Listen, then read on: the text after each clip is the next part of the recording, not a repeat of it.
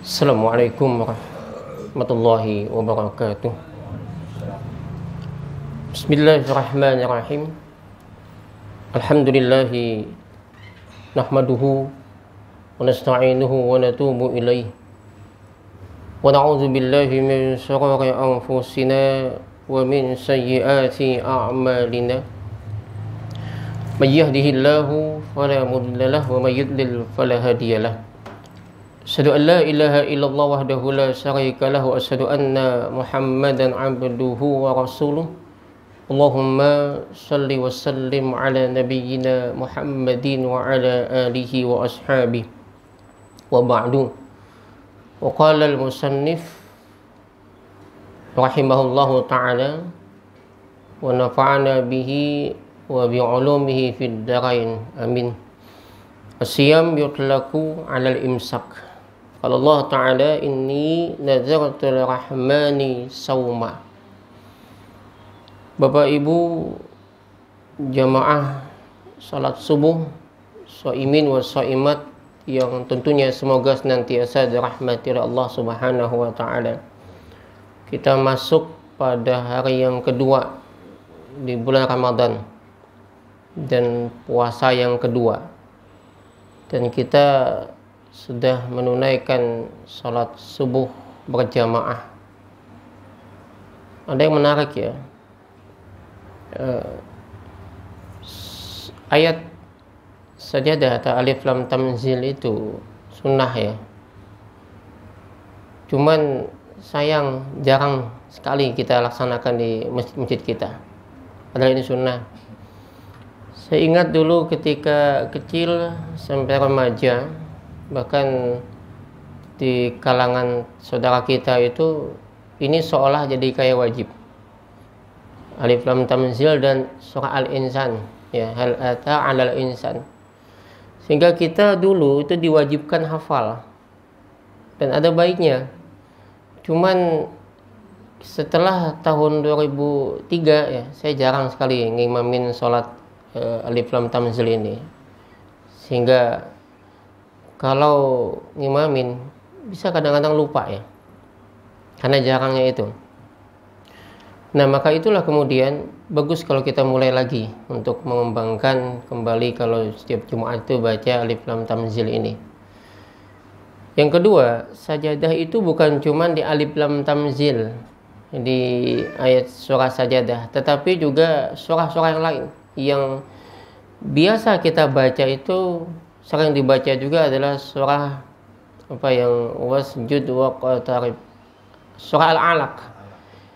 Nah, di Al-Alaq ini juga mestinya ketika kita baca surah Al-Alaq ini, baik dalam salat maupun di luar salat, mestinya juga sujud sajadah. Bagaimana caranya? Karena ada di ujung kan. Kalau tadi kan di tengah ya, wasabbahu bihamdi rabbihim wa hum la yastaghfirun. Lalu sujud, kemudian bangun, kemudian melanjutkan tatajafa junubuhum. Nah, kalau dalam surah Al-Alaq itu ketika wasjud waqtarib, sebelum ruku sujud dulu. Nanti setelah sujud bangun lagi, lalu kemudian ruku tanpa baca apa-apa. Kenapa? Karena dia di ujung ayat. Ini juga jarang sekali tidak mesti subuh ya, tidak mesti subuh. Mau dia maghrib, mau dia isya, ketika dibacakan ayat ini kita harus sujud sajadah ya, atau kita menyebut juga sujud tilawah ya, karena ada ayat-ayat yang bicara tentang sajadah tadi. Baik, as-siyam, kata Said Sabiq, saya mengutip apa yang diucapkan Said Sabiq dalam kitab Fiqhus Sunnah, itu adalah yutlaqu 'alal imsak. Kaitan puasa itu pasti dengan imsak. Yutlaqu 'alal imsak. Secara bahasa dari kata shoma yasumu sauman wa siyaman. Jadi masdarnya saum dan siam. Fa'ilnya shaim. Ada dua ya masdarnya, saum dan siam. Kalau kita baca Al-Qur'an itu hampir kalau disebutkan puasa itu menggunakan asyam. Berbeda dengan as-saum itu cuma satu kali dalam surah Maryam ya. Inni nadzartu lirahmani sauma. Sesungguhnya aku bernazar kepada Tuhanku saum. Apa itu saum? Ai imsakan anil kalam. Ai imsak. Imsak itu adalah menahan, berhenti, tidak melakukan apa-apa. Stop, itu namanya imsak.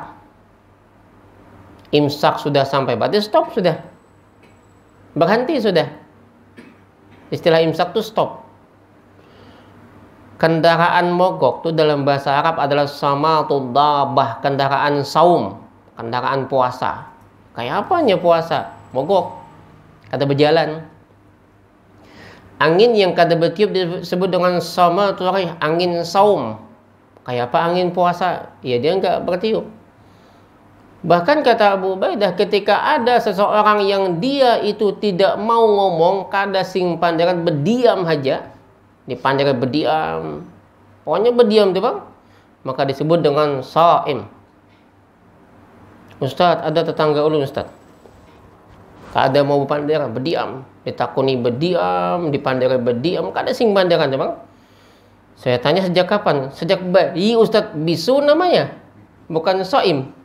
Orang yang shaim itu dia yang bisa ngomong, dia pandai bicara, tapi dia nahan untuk tidak berbicara. Kenapa? Karena lisan ini hari ini boleh jadi sesuatu yang bisa menghancurkan kita.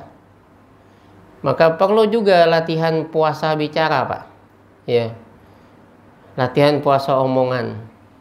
Sedikit ya, karena lidah inilah badan bisa binasa. Berita sedikit tiba-tiba di komen sampai sebegitunya, sampai ada kebencian-kebencian. Nah ini merusak.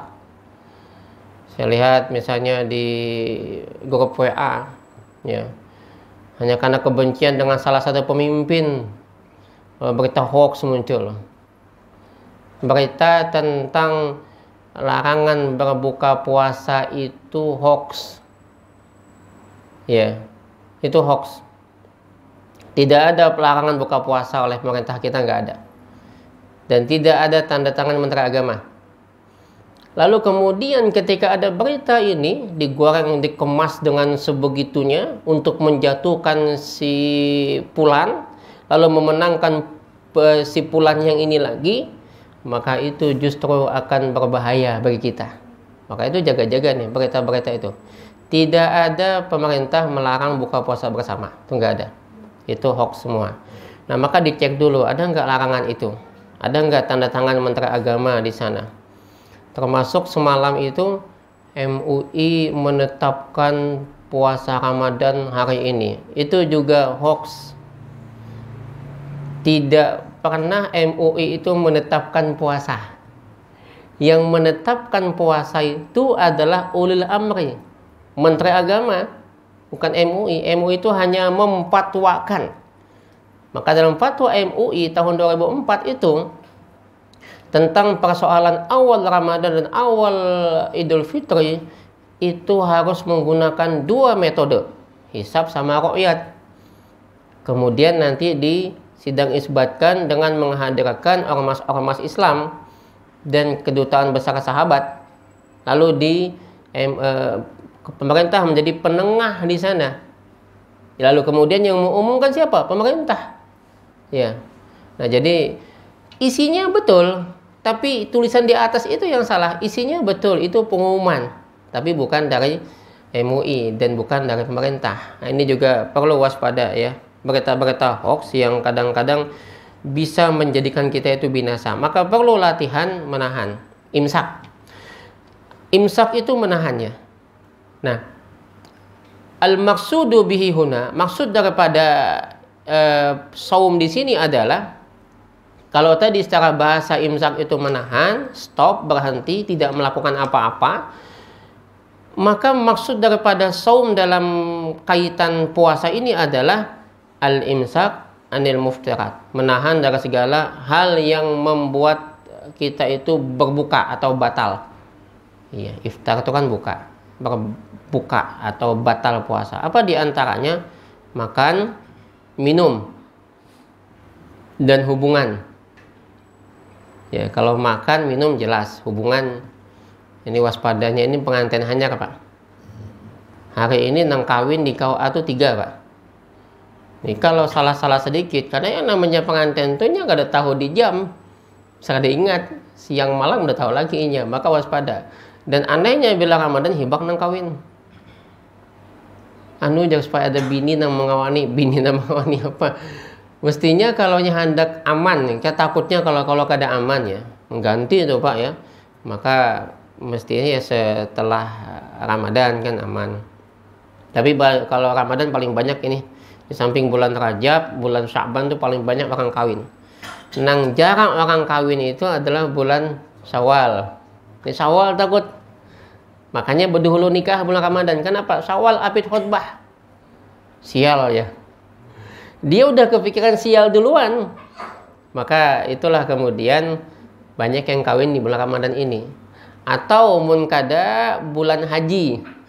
Ada lagunya Bang kan. Bulan haji yang akan datang kan gitu lah. Lagunya siapa tuh? Nah, itu bulan haji. Kenapa? Karena kalau Syawal, Dzulqa'dah ini katanya abid khutbah. Ini pemahaman yang istilah saya itu jahiliyah ya, pemahaman jahiliyah dulunya. Ada dulu zaman jahiliyah udah ada. Ya, bahwa bulan Syawal, bulan ini dianggap sial, padahal sebetulnya enggak ya. Nah, kemudian Bapak Ibu yang dirahmati Allah Subhanahu wa taala, itu minimal. Maksimalnya sebetulnya menahan bukan cuma makan dan minum. Karena yang merusak kita itu kan, mohon maaf, bagian perut sama bagian bawah perut nih. Iya, karena makanan, karena parut. Demi mengenyangkan perut kita, kadang-kadang kita makan riba. Kadang-kadang makan kawan dimakan juga nih.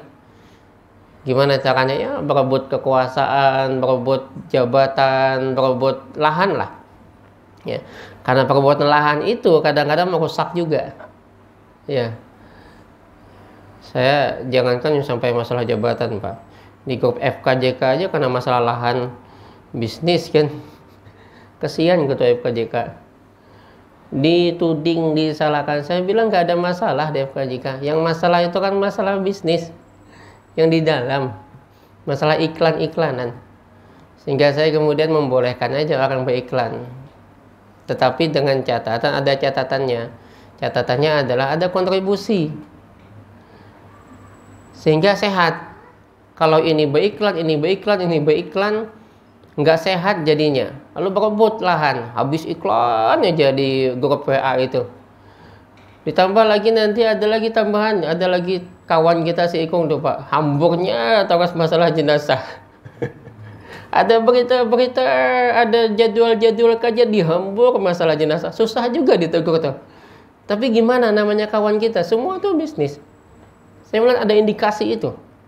Maka saya selalu bilang tolong dibenahi, misalnya pemandian jenazah itu mestinya masuk lazismu di sana, dikelola dengan baik, jangan dikelola masing-masing. Apa yang terjadi kalau masing-masing ada kepentingan bisnis di sana? Ya, begitu pula dengan travel, dikelola dengan baik. Dan saya yakin teman-teman kita yang ada itu, saya juga mengapresiasi, tapi juga gini, ketika ribut itu saya bilang gini, saya tidak melarang bisnis. Kenapa? Lebih biar kita buka aja mereka, berikan ruang untuk mereka, karena mereka maju, insya Allah umat juga maju, kan gitu. Kalau kita tahan juga jangan, harus maju mereka, tapi jangan lupa ada kontribusi, dan itu untuk kepentingan bersama. Sehingga mohon maaf sekalian saya bilang, kalau ada yang nanya juga, Ustadz ada nggak iuran di FKJK? Saya bilang nggak ada, tidak ada pungutan apa-apa, ya tidak ada. Kita beda, nggak ada pungutan. Kalaupun ada, itu kontribusi iklan misalnya, itu akan kita itu nanti akan diarahkan dan semua ada pertanggungjawaban. Karena bahaya kalau dan belum juga kan, karena kita belum legal dan belum ada rekening bank. Tidak boleh pengumpulan dana itu atas nama pribadi. Bahkan pun atas nama organisasi pun tidak boleh kalau tidak ada izin. Harus ada izin semua. Dulu pernah ada kawan kita punya istilahnya itu ya kayak semacam pengumpulan dana zakat, infak, sedekah, tapi tanpa izin walaupun di organisasi, nggak boleh juga. Cuman karena kekawanan susah juga ya. Kekawanan agak susah dipadahi. Nah, Bapak Ibu yang dirahmati oleh Allah Subhanahu wa taala, maka itu persoalan penting itu adalah persoalan di sini. Jadi bukan persoalan apa-apa, karena masalah makanan. Kita berebut, kadang-kadang kita sikut kawan kita demi sesuatu yang mengenyangkan perut kita. Yang kedua, syahwat juga membahayakan juga, ya.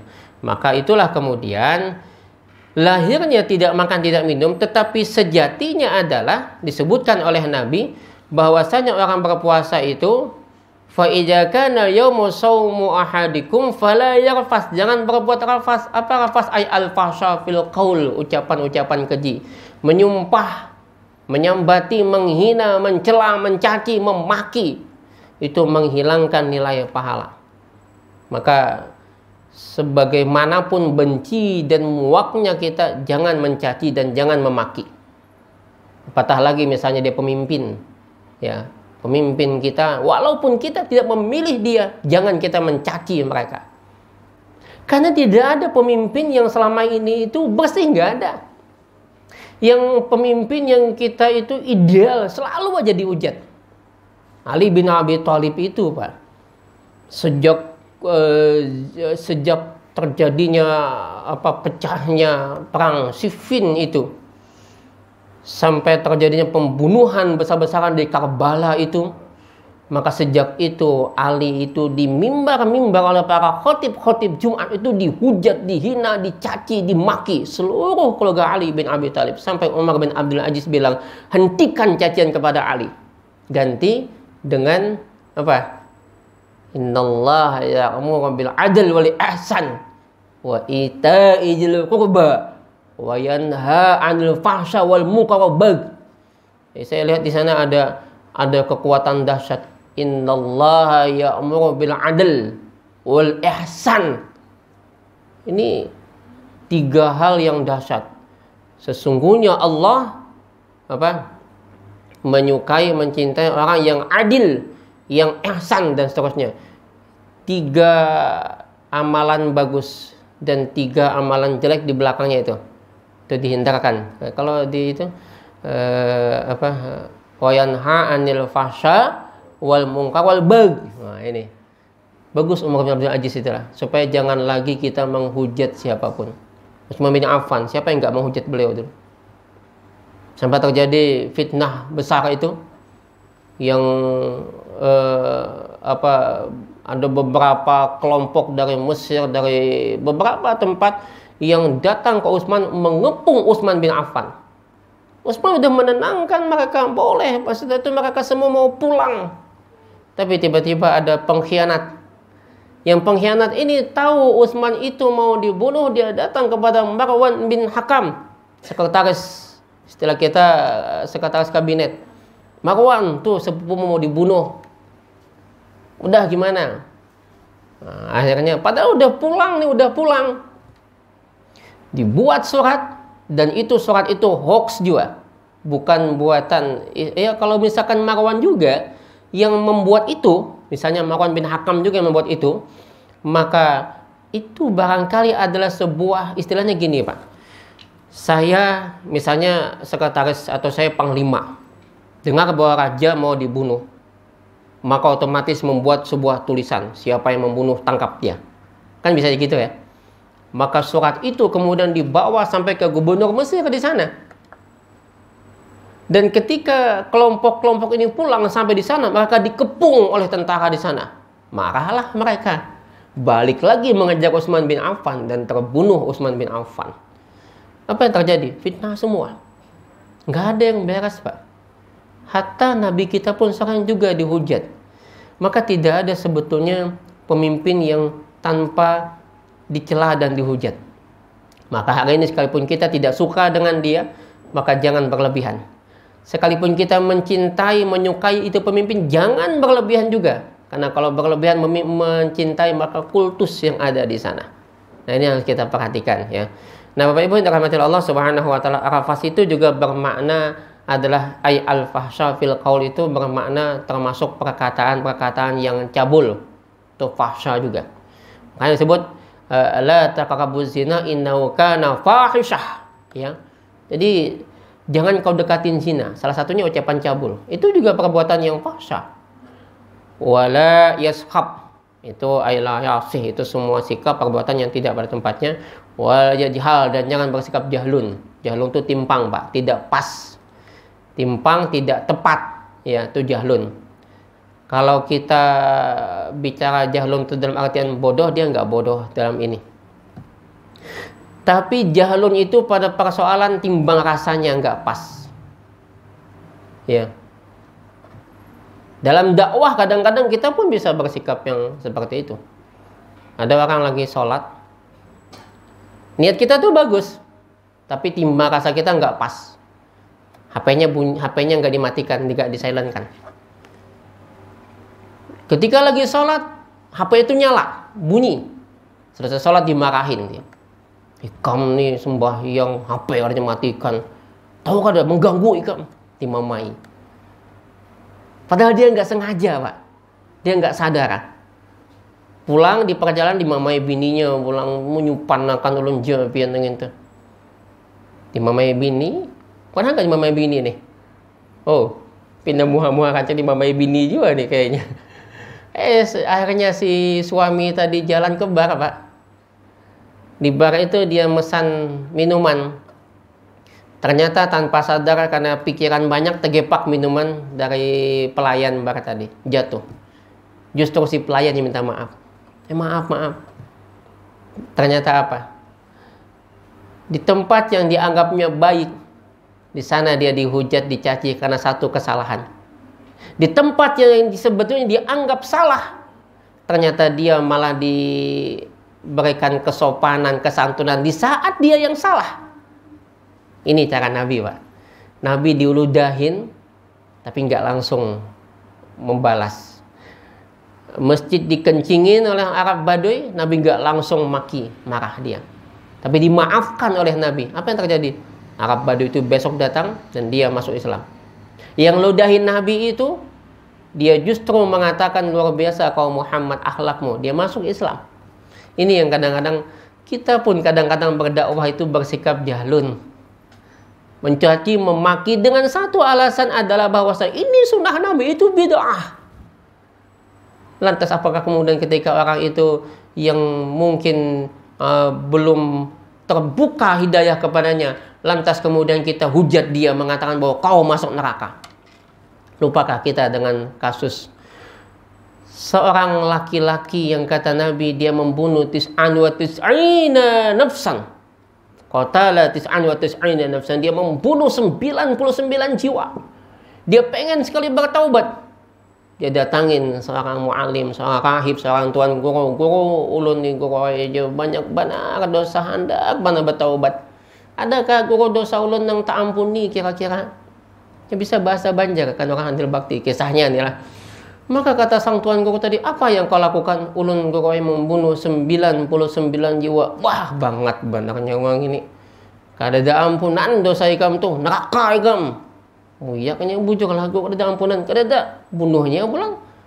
Daripada takkan neraka aja lengkap 100. Tapi ternyata setelah dia membunuh, dia merasa bersalah, Pak.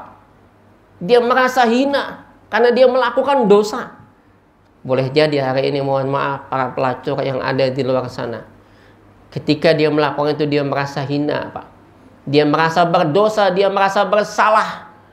Maka kemudian dia mencari lagi di mana ada yang bisa memberikan jalan untuk bertaubat kepadanya. Datang ketemu orang yang ahli hikmah. Makanya saya tertarik pada ilmu hikmah. Yang pertama tadi itu ahli fikih,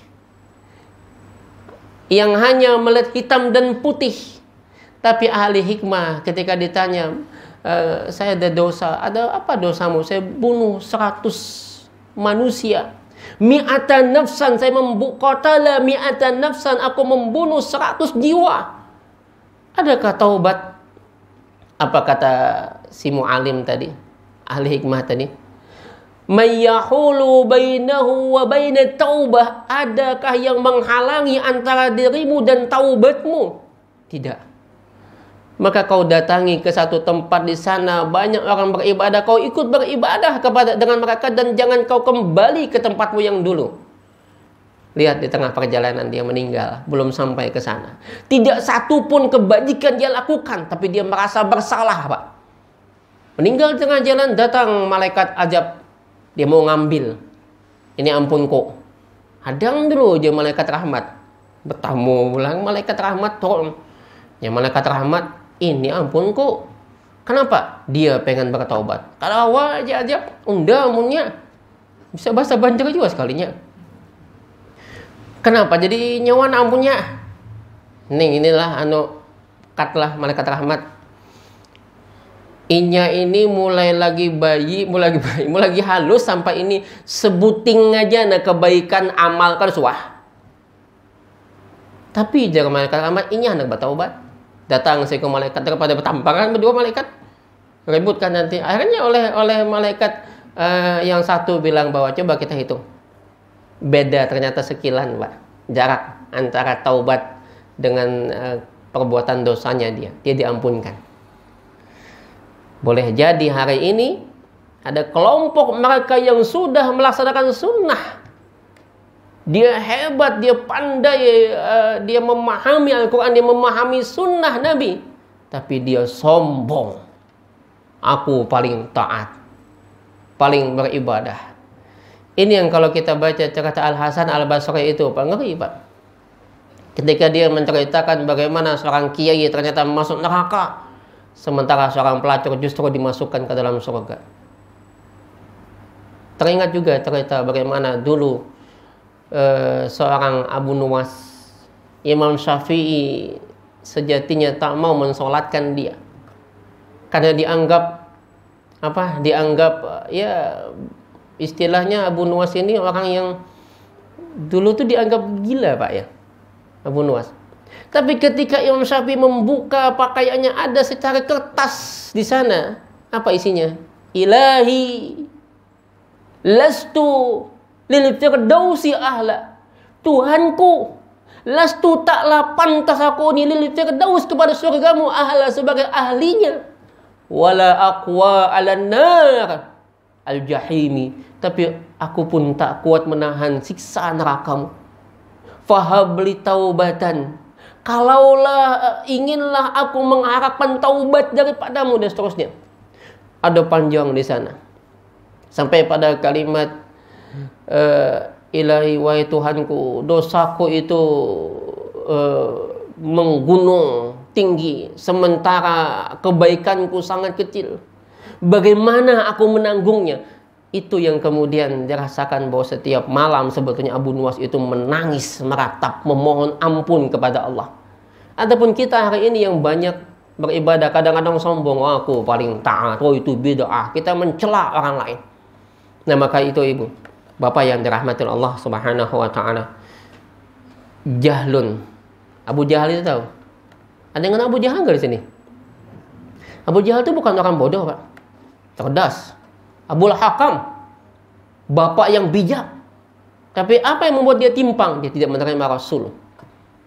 Apa penyebabnya? Nah, ini kalau kita bicara sejarah, ini juga orang Arab itu menolak Nabi bukan persoalan mereka paham tentang ketuhanan, mereka paham tentang tauhid, tapi mereka paham juga jikalau berhala-berhala yang ada di sekeliling Ka'bah itu dihancurkan, dihilangkan, dihapuskan, pencarian mereka apa lagi? Itu duit tuh. Baca sejarah bagaimana sebetulnya berhala itu mendatangkan duit. Dalam persoalan itu kan tempat ini. Ini perkataan baik. Hari ini Tuhan kita itu apa? Jabatan. Tuhan kita apa? Bisa jadi kekuasaan, jadi bos kita. Nah, macam-macam ya. Kalau dulu kan berhala-berhala itu membentuk patung-patung tadi. Baik Bapak Ibu yang dirahmati Allah Subhanahu wa taala, yang ketiga jahlun itu juga Nabi menyebutkan gini. Fa in syatamah, jikalau ada yang mencela atau mencaci atau memaki au qatala atau membawai berkelahi. Jadi gini, Pak. Puasa itu adalah rahasia. Adalah ibadah sir. Ibadah yang hanya boleh diketahui oleh kita dan Tuhan kita. Nggak usah kita berkisah. Kalau puasa-puasa sunnah, kalau puasa Ramadan jelas semua insya Allah puasa. Tapi kalau puasa yang ini, itu rahasia kita dengan Tuhan. Maka Allah menyebutkan fa innahu li wa ana ajzibi, dia untukku dan aku yang akan membalasnya. Maka jangan berkisah. Aku nih malam tadi besar puasa aku nih. Enggak usah. Tapi boleh berkisah, kata Nabi. Boleh berkisah. Ketika apa? Ada yang memboi kita, ada yang mencela kita, ada yang menantang berkelahi. Oh, kelahi kah? Maka kata Nabi, falyakul inni shaim, katakan inni shaim. Tapi sekali lagi, kalau ada yang memboi berkelahi kita atau menyambati kita, maka kita membacanya kalau usah pakai bahasa Arab, Pak.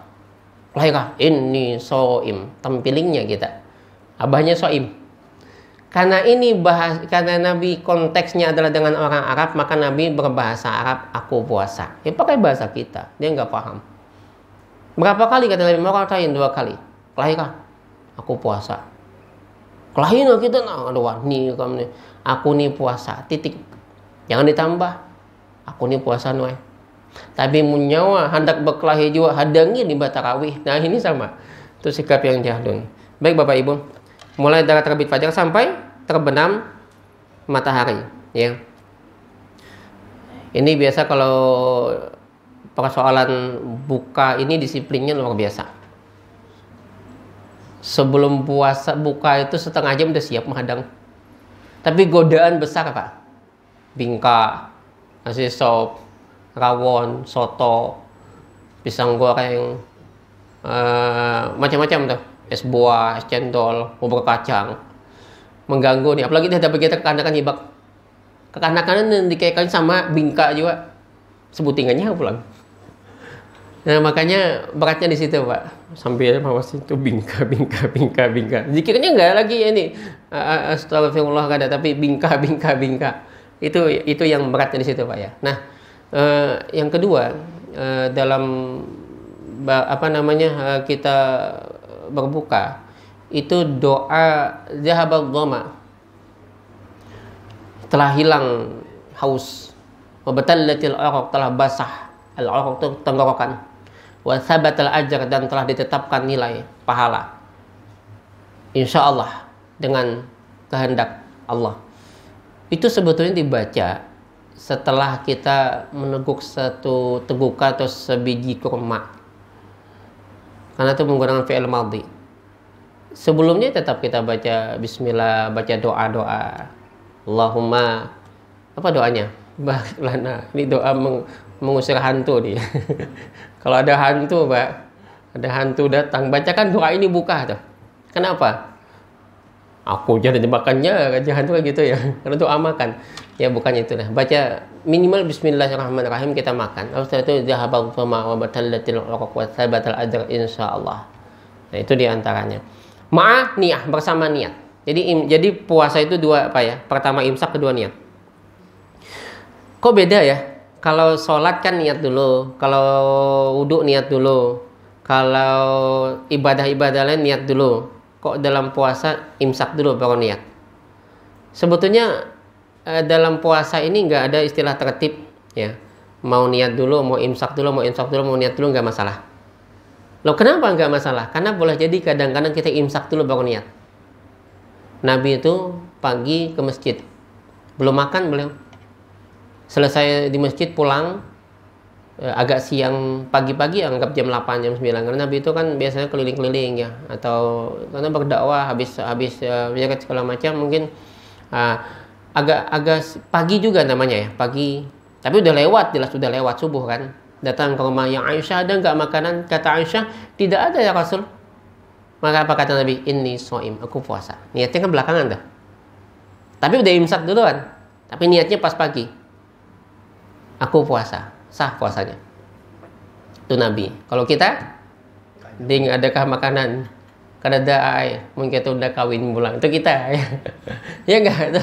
Nabi enggak, aku puasa. Dengan catatan belum makan. Ini makan wadah 10 biji sudah di masjid. Boleh ke rumah tak oleh bini, udah makan enggak? Abahnya belum lagi.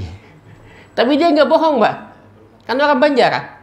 Orang Banjar ini yang namanya makan itu nasi, bukan wadai. Kalau wadai itu belum makan. Jadi kalau pengen mau makan wadai siang, itu masuk ya. Oh ya tetap aja nggak boleh. Yang dipatwakan itu ya. Nah jadi kalau misalnya orang Banjar itu yang namanya makan itu wadai nasi ya. Kadang-kadang ada udah makan kapian belum lagi. Padahal wadai seberapa biji, 5 biji habis dari di masjid tadi. Nah jadi dia tidak makan apa-apa wadai kada, minum kada, nasi kada, tiba-tiba pulang nggak ada makanan, maka dia kemudian mengatakan aku puasa, sah puasanya. Jadi itu imsak dulu baru niat. Tetapi dalam Ramadan diutamakan itu niat dulu. Kenapa? Kaitan dengan sahur. Niat itu kan al-qasad, kehendak. Maka kehendak kita bangun besok untuk bersahur. Tasaharu, maka bersahurlah kamu, fa inna sahur barakah, karena dalam sahur itu ada barakah. Maka sahur itu diutamakan, ada keberkahan di sana. Nah kalau imsak tadi, mohon maaf, subuh itulah imsak. Yang 10 menit sebelum subuh itu bukan imsak. Istilah ulun tuh, nang bagusnya kita stop itu ya sebelum subuh. Nang bagus. Istilahnya kalau lampu hijau, tiba-tiba kuningnya, sadanglah kita untuk stop. Jangan lampu kuning belaju. Nah ini harusnya stop. Walaupun boleh berjalan, tapi jalannya itu jangan laju, gamat. Khawatirnya terobos lampu merah tadi. Nah sama khawatirnya kita makan terus keterobos karena pas waktu subuh. Mulai jam 4 subuh makan sampai jam 5 itu bukan sahur, membantas namanya ya. Maka ini yang perlu kita perhatikan. Barangkali ini kita tutup dengan doa kafaratul majlis. Subhanakallahumma wa bihamdika asyhadu an la ilaha illa anta astaghfiruka wa atubu ilaik. Hasbunallahu wa ni'mal wakil. Assalamualaikum warahmatullahi wabarakatuh.